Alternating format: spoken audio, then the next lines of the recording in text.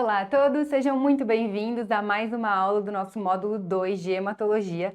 O meu nome é Carolina Perrone e hoje a gente vai conversar sobre um tema que eu amo e que é fundamental para todos vocês entenderem a patologia de várias doenças que envolvem o sistema de coagulação do nosso corpo. Então hoje eu tenho a missão de tornar para vocês esse assunto mais tranquilo, porque eu tenho certeza que muitos de vocês já vêm com um preconceito relacionado à fisiologia da coagulação lá até da época da faculdade. Mas hoje eu tenho certeza que ao final dessa aula vocês vão entender tudo com relação a esse tema e que vão ser capazes de acertar as questões das provas, tá bom? Então vamos lá, a gente vai começar falando sobre a hemostasia primária e vamos terminar falando sobre a hemostasia secundária. Bom, a etimologia da palavra hemostasia, ela deriva do grego, em que haima significa sangue e state significa parar. Então, a hemostasia, ela garante pra gente essa possibilidade de tornar o sangue, de manter o sangue fluido, de circular de forma adequada nos nossos vasos, de não sangrar demais e nem de trombosar, de fazer coágulos a mais do que precisa, tá? Então, a nossa hemostasia ela é dividida didaticamente em duas formas, em hemostasia primária e a hemostasia secundária. A hemostasia primária, ela se manifesta predominantemente com sangramentos mucocutâneos, ou seja, gengivorragia, hipermenorreia, epistaxe, enquanto que a hemostasia secundária, ela já tem sangramentos mais graves, inclusive sangramentos espontâneos, que podem se manifestar de forma intramuscular, intraabdominal e até mesmo intraarticular, com as hemartroses. Vamos começar então com a nossa hemostasia primária. E a nossa hemostasia primária, ela tem duas estrelas principais, que são as plaquetas e o nosso endotélio.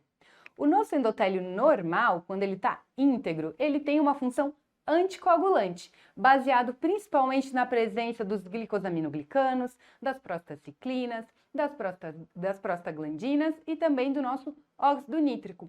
E isso mantém a fluidez do nosso sangue, faz com que ele consiga circular de forma natural pelos nossos vasos sanguíneos.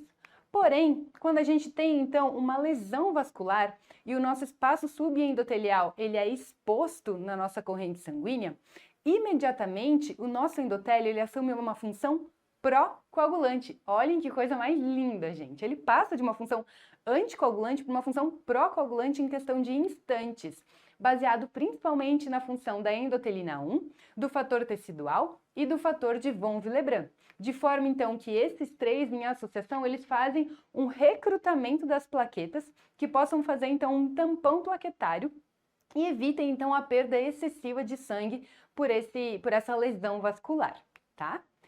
Então vamos conversar um pouquinho sobre as plaquetas. As plaquetas, elas são fragmentos do citoplasma de megacariócitos. Os megacariócitos, então, que são os precursores das plaquetas, eles ficam lá na nossa medula óssea e eles vão crescendo, vão maturando, eles são células grandes e que então vão soltando esses fragmentos do citoplasma para a nossa corrente sanguínea, que tem essa função de hemostasia. Elas são distribuídas 70%, então majoritariamente na nossa circulação periférica e 30% armazenadas no baço, pelo sistema retículo endotelial. Por isso que pacientes que têm esplenomegalia, que têm um bastão, acabam consumindo mais plaquetas, fazendo o que a gente chama de sequestro esplênico. A meia-vida das plaquetas, ela dura em torno de 7 a 10 dias, é uma meia-vida curta. E ela tem duas conformações diferentes, dependendo de qual é a fase de vida dessa plaqueta. Então ela pode estar em repouso, que ela assume essa forma cilíndrica, arredondada, mas quando ela é ativada por citocinas, enfim, pelos fatores inflamatórios, ela emite pseudópodes, que faz com que as plaquetas elas consigam se unir entre elas, fazendo então uma ligação mais firme, mais coesa do tampão plaquetário. E aqui, então, vejam uma estrutura de uma plaqueta que eu separei para vocês. E aqui eu vou destacar quais são as mais importantes para a gente entender esse processo da hemostasia primária. Começando, então, com a glicoproteína 1B9, que ela tem uma relação direta com o fator de von Willebrand. E vejam também que o fator de von Willebrand, ele está ligado ao colágeno. Então, é o colágeno que liga ao fator de von Willebrand, que liga a glicoproteína 1B9 da superfície da plaqueta. Além disso, tem uma outra glicoproteína, que inclusive é a glicoproteína com mais abundância na membrana da nossa plaqueta, que é a glicoproteína 2B3A. em que ela é responsável por fazer a ligação da plaqueta com o fibrinogênio. Além disso, eu destaco para vocês o receptor do ADP, do tromboxano A2 e o receptor da trombina. E vejam também que, além de tudo, a nossa plaqueta ainda tem uma função de emissão, secreção de grânulos. E esses grânulos, eles são compostos principalmente por serotonina, cálcio e ADP, tá? E a gente vai repetir isso mais um pouquinho ao longo da aula. Bom, a hemostasia primária, o processo da hemostasia primária, ele é dividido em 4 etapas principais, sendo que a primeira etapa, então, é a adesão plaquetária. A segunda etapa é a agregação. A terceira etapa é a secreção e, por fim, é uma atividade pró-coagulante. Bom, então vamos falar um pouquinho sobre cada uma dessas etapas. A adesão plaquetária, ela inicia então após quando tem um processo, um rompimento, um trauma vascular, que vai expor então esse colágeno que está subendotelial. Quando o colágeno ele fica exposto no vaso sanguíneo, ele vai então se ligar, lembrem lá que eu falei anteriormente, com o fator de von Willebrand. O fator de von Willebrand, ele se liga àquela glicoproteína 1B9 da plaqueta e funciona então como ponte da plaqueta ao colágeno. É através então da exposição do colágeno com a ligação com o fator de von Willebrand que vai puxar a plaqueta para tamponar, para iniciar o processo de adesão da plaqueta aonde tem aquela lesão vascular, tá? E depois a gente vai então para o processo de agregação plaquetária. O processo de agregação plaquetária, ele inicia através da ligação da glicoproteína 2B3A, que vai se ligar ao fibrinogênio. Pensem assim, a primeira etapa, que é a função de adesão plaquetária, as plaquetas elas vão chegando ali onde tem a lesão vascular e vão se empilhando. Pensem que as plaquetas são como os tijolos. Mas de nada adianta a gente ter um monte de tijolo um em cima do outro se eu não tenho nada para grudar esses tijolos. Eles vão ficar muito frouxos. Qualquer trauma, qualquer sangue com mais pressão conseguiria tirar todas as plaquetas ali daquele tampão. E o fibrinogênio vem com essa função. O fibrinogênio ele é o nosso cimento, o fibrinogênio que vai dar força na ligação entre as plaquetas. É ele que vai fazer com que as plaquetas fiquem firmes, ligadas entre elas, mesmo com a pressão do nosso sangue, elas consigam fazer ali a agregação no vaso e fechar, fazer esse tampão plaquetário firme. Tá? A terceira etapa, então, é a secreção plaquetária. Depois que elas já foram aderidas, elas estão agregadas, elas começam um processo de secreção da substância que tem dentro dos grânulos densos das plaquetas, especialmente a serotonina, o cálcio e o ADP, que tem uma função fundamental em recrutar mais plaquetas, tá? De forma, então, a fazer com que esse processo ele se torne uma reação em cadeia, a ponto da gente conseguir, então, tamponar aquela lesão. E, por fim, a gente tem uma atividade pró-coagulante, que é então a ativação da cascata da coagulação e o início da hemostasia secundária, que vai então intensificar a geração da trombina para que a gente faça então uma rede em volta do trombo e consiga deixar ele firme ali, aderido, para a gente poder fechar esse vaso, tá? É a famosa casquinha, é o final da casquinha. E agora, vamos pegar de novo a nossa figura da plaqueta, que a gente conversou anteriormente, e a gente vai entender um pouquinho de como que os principais antiagregantes que a gente conhece atuam na plaqueta. Começando então pelo nosso famoso, antigo, conhecido AS, o ácido acetil salicílico. Ele vai inibir irreversivelmente a COX-1 e assim a COX-1 vai inibir a síntese do tromboxano A2. E sem tromboxano A2, é a perda de um dos receptores que fazem ali a agregação plaquetária, torna a plaqueta mais ineficiente na sua agregação. Além disso, a gente tem o ADP. O clopidogrel, ele é um inibidor do receptor do ATP. Ele, então, bloqueia a ligação do ADP com o receptor da plaqueta. Então, vejam, por isso que tem algumas situações que a gente opta por duplo antiagregar o paciente, que a gente associa o AS com o clopidogrel, já que eles atuam de forma diferente na plaqueta. Eles têm alvos diferentes. Então, se a gente precisa garantir uma antiagregação mais eficaz para esse paciente, a gente pode sim lançar mão dessa terapia combinada. E por fim, a gente tem também os inibidores da glicoproteína 2B3A, que, como eu conversei com vocês, é a glicoproteína mais abundante da plaqueta e que tem essa função muito importante de ligação com o fibrinogênio, com a nossa cola. E os principais representantes são o abciximab, que é um anticorpo monoclonal diretamente contra a glicoproteína 2B3A, e a gente tem também o tirofiban, que ele vai competir com o fibrinogênio pela ligação com a glicoproteína 2B3A. Esses dois eles são mais utilizados no contexto de síndrome coronariana aguda, tá? Na parte mais de emergência, eu tenho certeza que vocês até sabem disso melhor do que eu. Então, vamos lá. Vamos conversar um pouquinho agora, então, sobre a nossa hemostasia secundária. A hemostasia secundária, as grandes estrelas desse processo são os nossos fatores de coagulação. E agora eu tenho certeza que todos vocês estão aí em casa pensando, meu Deus, Carol, a cascata de coagulação, eu sonhava com ela na faculdade, era uma coisa horrível, eu não entendia nada. Venham comigo que vocês vão entender. Bom, a hemostasia secundária, a cascata de coagulação, a gente divide ela didaticamente em 3 vias. A via extrínseca, a via intrínseca e a via comum. Vamos conversar, então, inicialmente sobre a via intrínseca. A via intrínseca, ela recebe esse nome justamente porque todos os fatores que precisam para dar sequência nessa via estão já dentro da nossa circulação. A gente não precisa de nada que está fora do nosso vaso sanguíneo para dar seguimento para ela. Os fatores, então, que fazem parte da nossa via intrínseca são os fatores 12, 11, 9 e 8. E aqui, vejam, então, que a gente tem a exposição do colágeno subendotelial, que nem a gente tem lá que ativa a hemostasia primária. Esse colágeno subendotelial, ele vai ser então capaz de ativar o fator 12 em fator 12A, que por sua vez vai ativar o fator 11 em fator 11A, que na presença do cálcio, que foi soltado lá pelos grânulos densos das plaquetas, vai converter então o fator 9 em fator em fator 9 ativado, que daí na presença do fator 8 ativado, junto com o cálcio, vai dar sequência na via comum. E vejam que a nossa forma, o nosso exame de triagem, que está diretamente relacionado com o funcionamento da via intrínseca, é o TTPA.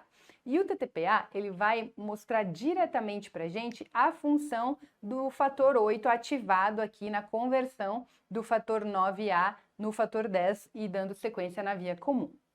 Ok, essa então é a nossa via intrínseca. Vamos então agora para a nossa via extrínseca. A nossa via extrínseca, ela recebe esse nome justamente porque ela precisa de algo que está fora da nossa circulação para poder ativar essa via. Vejam que ela é uma via muito menor do que a via intrínseca e ela é composta basicamente só pelo fator 7 e pelo fator tecidual. Então eu tenho aqui um trauma no vaso e esse trauma vai expor o fator tecidual, que está ali no tecido, ele não está dentro do nosso vaso sanguíneo, por isso o nome via extrínseca. Quando eu tenho a exposição desse fator tecidual, que na presença do fator 7 ativado, foi ativado aqui, ele vai então, na presença do cálcio, também dar sequência na nossa via comum, tá? Aqui então, o fator tecidual que está fora da nossa circulação, e o nosso exame de triagem, que vai refletir diretamente a função da via extrínseca, é o TAP, que vai então mostrar aqui pra gente o fator 7A. E aqui a nossa via comum vai iniciar então, ela recebe esse nome justamente porque ela precisa tanto da ativação da via intrínseca quanto da ativação da via extrínseca para daí sim dar seguimento na via comum. Então, a partir do fator 9 ativado, que foi ativado lá pelo fator 8 na presença do cálcio, associado ao fator 7 ativado, ele vai então converter aqui o fator 10 em fator 10A e assim dar início na nossa via comum. Aqui o fator 10A, na presença do fator 5, vai converter o fator 2, que é a protrombina, no fator 2A, que é a trombina. E a trombina, ela vai converter o fibrinogênio, que é o nosso fator 1, em fibrina. E assim a gente encerra a nossa cascata de coagulação, tá? A via comum, ela é refletida diretamente, então, pelas dosagens do fibrinogênio e pela dosagem do nosso fator 10A. Bom, Carol, mas agora você já explicou tudo isso. Por que que é importante a gente entender essa cascata dos fatores da coagulação? Bom, porque a gente entendendo, a gente tendo essa ideia de como funciona a nossa cascata de coagulação, fica muito mais simples da gente entender sobre anticoagulantes e sobre trombofilias. Então vamos começar conversando sobre os nossos anticoagulantes. Os anticoagulantes, eles atuam em diversas etapas da nossa cascata de coagulação.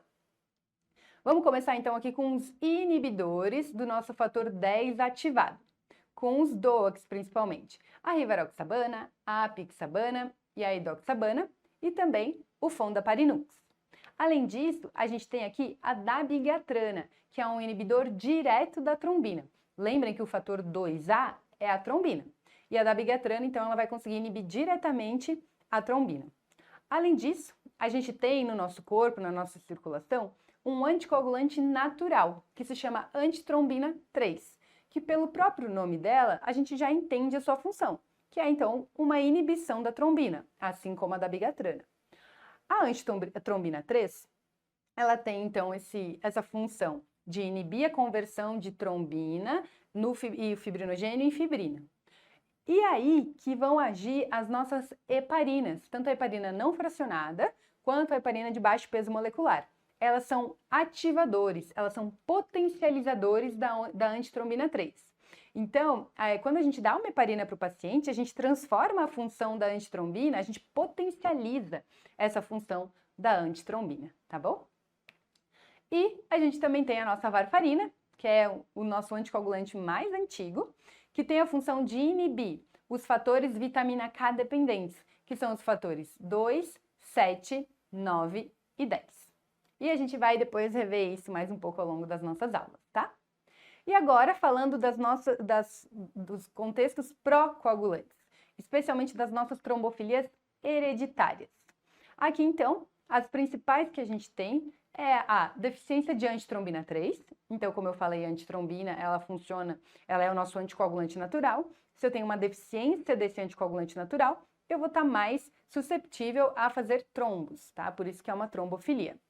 A gente tem também a deficiência de proteína C e de deficiência da proteína S, que são cofatores dessa conversão do fator 9 no fator 10 e 10 ativado. Tá? E também são importantes para fazer essa conversão e ativação da cascata comum, tá? A gente tem também a mutação do fator 5 de Leiden, que vai agir aqui na conversão do fator 10A, convertendo a protrombina em trombina. E a gente tem também a mutação direta da própria protrombina, tá? Então essas são as nossas principais trombofilias hereditárias.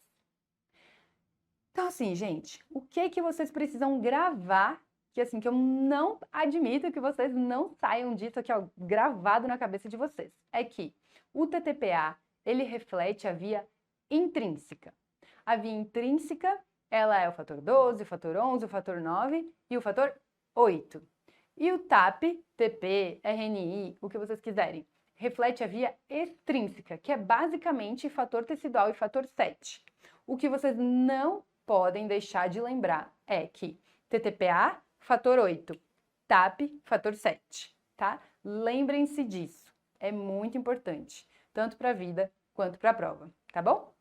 Então agora vamos para uma questãozinha para vocês verem mais ou menos como que as provas cobram esse tipo de assunto.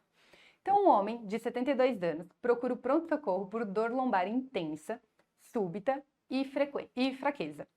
Antecedentes pessoais. Ele tem hipertensão arterial, ele tem doença renal crônica, estádio 3A e tem diabetes tipo 2. O exame físico mostra pra gente uma hipotensão, ele tá com PA de 72/56, uma frequência cardíaca de 134, uma frequência respiratória de 26, ele tá descorado, afebril. Os exames mostram pra gente uma anemia importante, uma hemoglobina de 4,2, um fibrinogênio normal de 344, um TTPA prolongado, gente, ó, de 64 segundos. De uma forma geral, o TTPA é ali no máximo 30 segundos, tá? Vai depender um pouquinho da referência de cada laboratório, mas de uma forma geral é isso. E o TP de 12,1 segundos com RNI de 1, ou seja, o tempo de protrombina e o RNI estão normais. Foi realizado o teste da mistura, que houve redução do TTPA para 42 segundos imediatamente após a mistura. Porém, 1 hora após o TTPA de 56 segundos e 2 horas após é de 68 segundos. Os tempos de trombina e de repetilase são normais. A tomografia de abdômen mostra pra gente um hematoma em retroperitônio, ou seja, o paciente está sangrando valendo, ele está com um hematoma intraabdominal. Qual que é, então, a etiologia da coagulopatia desse paciente? Letra A, doença de von Willebrand. Letra B, anticoagulante lúpico. Letra C, inibidor adquirido do fator 8. Ou letra D, deficiência de vitamina K. Gente, vejam aqui que a resposta da questão já está no enunciado. O fibrinogênio é normal, ou seja, a via comum está intacta. O TTPA está prolongado de forma isolada. O TP está normal, a via extrínseca está preservada também. Ou seja, eu só tenho uma alteração na minha via intrínseca. E a via intrínseca reflete o quê, gente? Fator 8. Mas vamos seguir. Ele ainda traz para a gente que foi realizado o teste da mistura, que houve uma redução imediata do TTPA para 42 segundos, mas logo depois ele já voltou a se prolongar. Ou seja, não foi uma correção sustentada. Então aqui, diante de um TTPA prolongado, a primeira pergunta que a gente deve se fazer é: será que eu estou diante de uma deficiência de fator ou será que eu estou diante de um inibidor de fator? Tá? Para a gente poder dar sequência a esse nosso raciocínio, claro que depois da gente ter colhido um novo exame para confirmar essa alteração, o meu próximo passo é fazer o teste da mistura. O teste da mistura nada mais é do que eu pegar plasma do paciente, que a gente está investigando, e misturar com a mesma quantidade, numa proporção 1:1, plasma de pacientes normais, de um doador normal. A gente vai misturar, vai incubar essa misturinha a 37 graus e a gente vai rodar, então, um novo TTPA. A gente roda um TTPA no tempo 0, no tempo 60 e no tempo 120 minutos. E a gente tem que ver se essa correção vai ser de forma sustentada, tá? Como que a gente vai, então, interpretar o teste da mistura? Depois, então, que eu fiz ele pode corrigir. E se ele corrigir, o que eu interpreto disso? Eu interpreto que estava faltando algum fator ali no plasma do paciente. Ele tem alguma deficiência do fator. E quando eu dei o plasma de pacientes normais para ele, eu repus o fator que estava faltando para ele e o TTPA corrigiu. Porém, quando o teste não corrige, ou ele corrige inicialmente e não se sustenta, eu vou estar diante de um inibidor circulante. Ou seja, eu tenho a quantidade adequada do fator, mas ele não está funcionando. Ele está sendo inibido por alguma coisa. E quais são essas principais coisas? O anticoagulante lúpico pode ser sim uma possibilidade, ou um inibidor adquirido. Mas agora vejam, o anticoagulante lúpico tem uma peculiaridade, uma particularidade que muita gente se confunde, então prestem atenção aqui comigo. O anticoagulante lúpico, apesar de ter este nome, ele é, na verdade, uma trombofilia. Ele aumenta o risco de trombose. Então, a gente vai, na verdade, perguntar para o paciente se ele tem algum histórico de trombose prévia, alguma história de trombose na família, algo assim. E se a resposta for positiva, aí sim vai nos direcionar mais para esse lado do anticoagulante lúpico. E, para a gente fechar o diagnóstico, a gente vai, então, solicitar a dosagem, a pesquisa do anticoagulante lúpico. Mas, quando ele não corrige, a gente também pode ter o inibidor adquirido, especialmente no contexto como o dessa questão, que o paciente está sangrando full. Então vejam que a clínica é muito diferente entre o anticoagulante lúpico e o inibidor adquirido. Então, bora voltar para a nossa questãozinha. Aqui, ele tinha o TTPA prolongado, é um paciente idoso, não corrigiu de forma sustentada com a mistura. E a questão ainda traz para a gente mais uma informação que está nos mostrando que há alguma coisa de errado com o paciente, já que ele traz que o tempo de trombina e o tempo de repetilase são normais. Isso quer dizer para a gente que não houve contaminação na amostra com heparina. Caso tivesse um tempo de trombina prolongado ou uma alteração no teste da repetilase, é um sinal para a gente de que tem heparina naquele soro do paciente, tá bom? Então, vamos lá.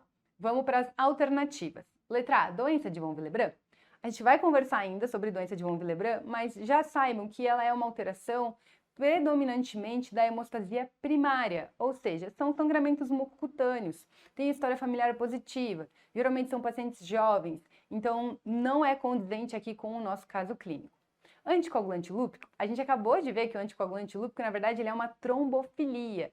A sua presença aumenta o risco de trombose e não de sangramento. Inibidor adquirido do fator 8?